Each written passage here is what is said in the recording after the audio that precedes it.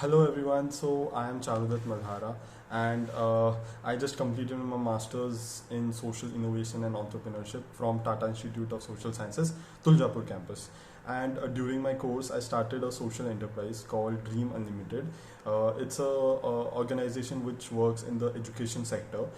We aim to provide counseling, career counseling actually, to the students, and not just students, to anyone and everyone who actually needs it and who wants to achieve better in their career. And we also try to help students in achieving what they want. So our tagline is "You dream, we achieve." We try to help you in achieving what you want.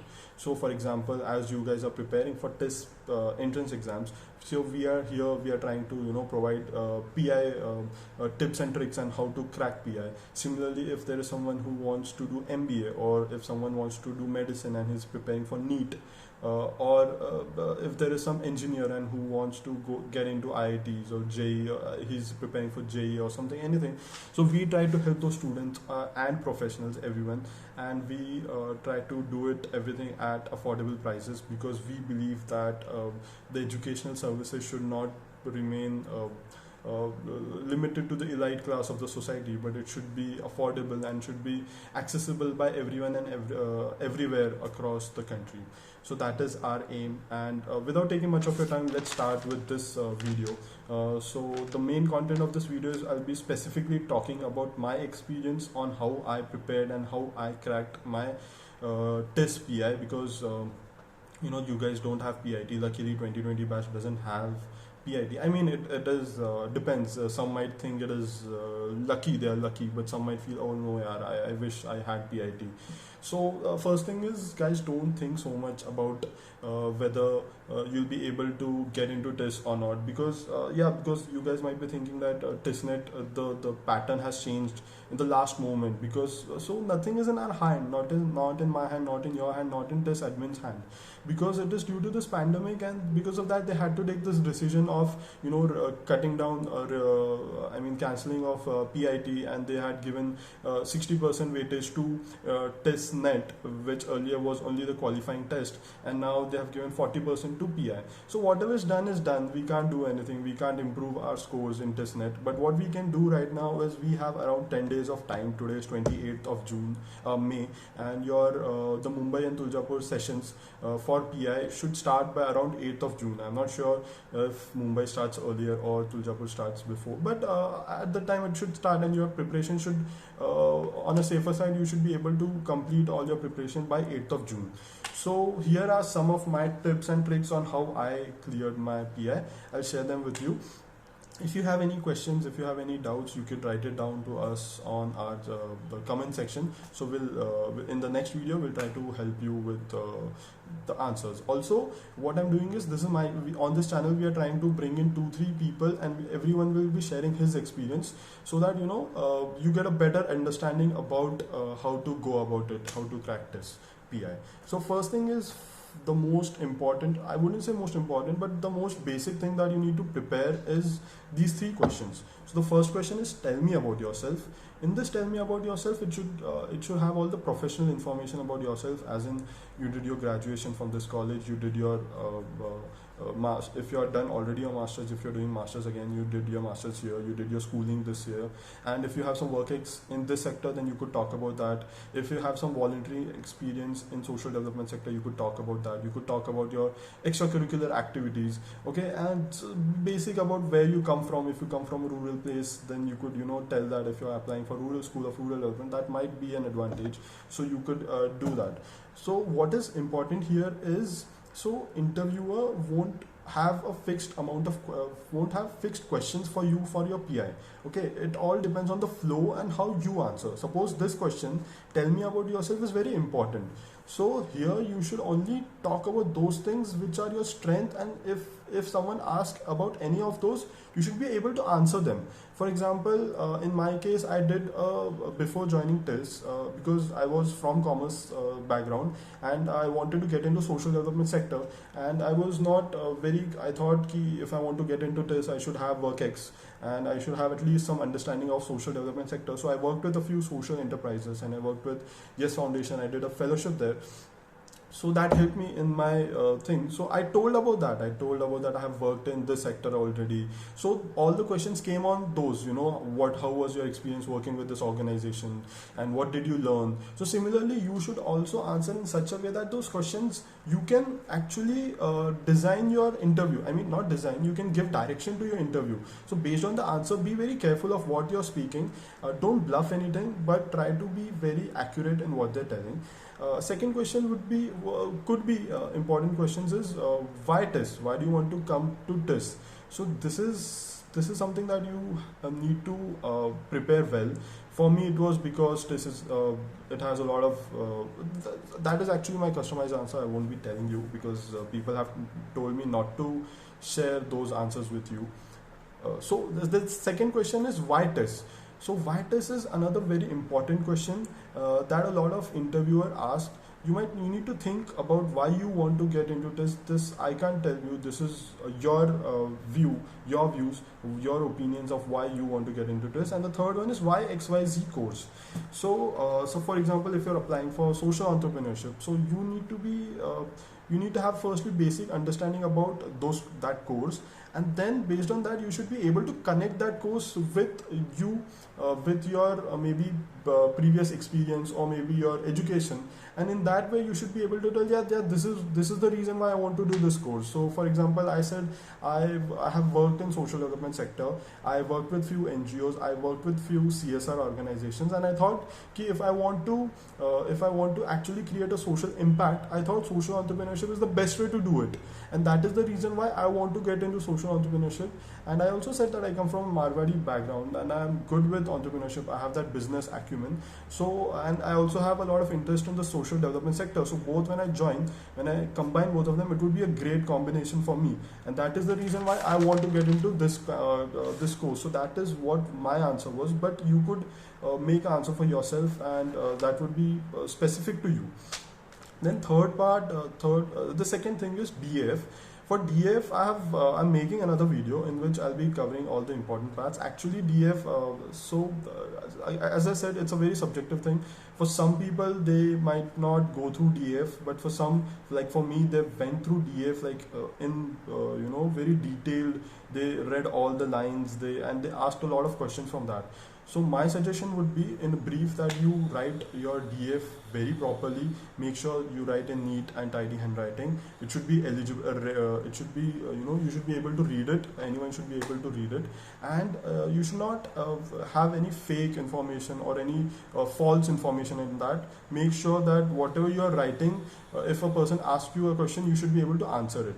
And try to before writing the DF, if possible, show it to some of your seniors or some of the experienced person or some trustworthy person, and ask him to go through it, and if there is any correction, improve it. If you want, we could also see your DF and we could help you out. So I'll share my WhatsApp group's links in the description below. You could join that group and you could share your DF with us, so we could help you out. Another thing, as I said again and again, I'm saying there is no fixed questions in PI. They might ask you about your background, educational background. So if you have done commerce and if you want to get into, let's say, rural development, or if you want to get into social work, livelihoods, and social entrepreneurship, so they might ask you, why do you want to shift your stream from commerce to arts? And these are actually very important questions. You should be able to justify your answer, and you should be able to you should be able to make them understand that why you want to do is actually valid points. That is really important. So whatever you're doing, if you're coming from an engineering background or a medical background, so they don't have any problem. If you come from diverse background, it's actually good for them, because they want to create a diverse atmosphere in the campus, because more, if diverse people come, there'll be more of learning, there'll be peer learning better. So they will encourage diverse people from diverse background, but you should be able to justify yourself that yes, I want to get into the sector, this is my interest area, and this is where I want to work in the future. Another thing is a background. So what I mean by background is, first, educational background, we already spoke about it. Second is your location background. Why it is important? I mean, what there might be a few questions in my interview. There were a few questions about my background, so they about my locational background. So I come from Jalgaon. It's a place in north of Maharashtra, and they were asking me about the problems that that the people face in this area. Maybe the rural people, what they face, and what about the rain, agriculture, and as an entrepreneur, how you can solve that issues. Because I was applying for social entrepreneurship, and as a social entrepreneur, how you could improve those situations. So obviously they didn't expect me to give brilliant answers, or they didn't expect me to have the complete roadmap to, okay, this is the problem and this is how I'm going to solve it. But they also they want to see that are you aware about the social issues, and are you aware of how we could in broadly how we could solve those issues. So that is something that you should have a basic understanding, and you should be reading about various problems. Also, this coronavirus, this pandemic, I think there might be a few questions, as in if you're applying for rural development or if you're applying for social entrepreneurship. Actually, I have this social entrepreneurship. I'll be saying it again and again because that's my course. But if you're applying for social entrepreneurship, they might ask you as an entrepreneur how you could have, how you can help the country during this pandemic. As an entrepreneur, what all things could you have done, or what all things you can do. It could be either you could start making masks, or you could create awareness, or you could do anything. So that is something that they might ask you. Then they might also ask you about your economical background. It's not like if you come from a lower economic section, they won't take you, or if you come from a higher economic section, they won't take you. It's nothing like that, but they just want to see if you come into this campus. The fees is around 1.25 lakhs per annum, inclusive of the hostels and tuition fees. So they just at times they just check whether you'll be able to pay the fees or not, whether you'll be able to get scholarship or not if you come from business. So there's a lot of scholarship that the students in campus get. There's a lot of controversy, but let's not talk about it. But yeah, there are a lot of financial aids. But they check once key whether you'll be able to self-fund yourself, or will you be taking loan. So whatever it is, be honest. It's not a big matter, but just be prepared if there is any question about that. Also, if you are a Marathi speaking student or Hindi, they might also ask you about languages known. So if you have Marathi knowledge, it's an advantage. It's not actually a very big advantage, but because you go to fieldworks in rural areas in Maharashtra if you're applying for Tuljapur campus, so there might be a slight advantage for you. So otherwise, it's for those non-Marathi speaking people, don't worry, because we have people from across the country. We have people from Northeast, we have people from South India, Jammu Kashmir. So that's not an issue.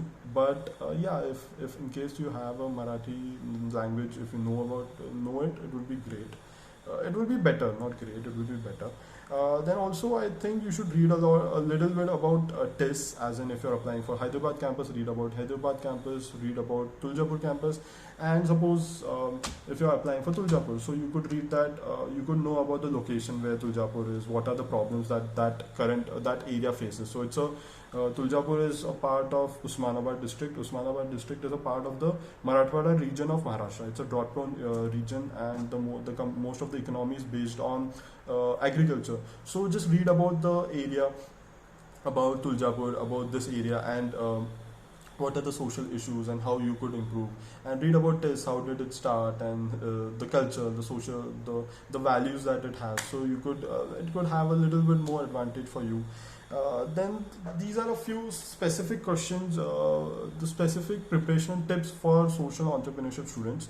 So when I say social entrepreneurship, it could be either social innovation and entrepreneurship, or it could be the MA in social entrepreneurship, which is available in TISS Mumbai, or it could be MSW in livelihoods and social entrepreneurship, which is also available in Mumbai.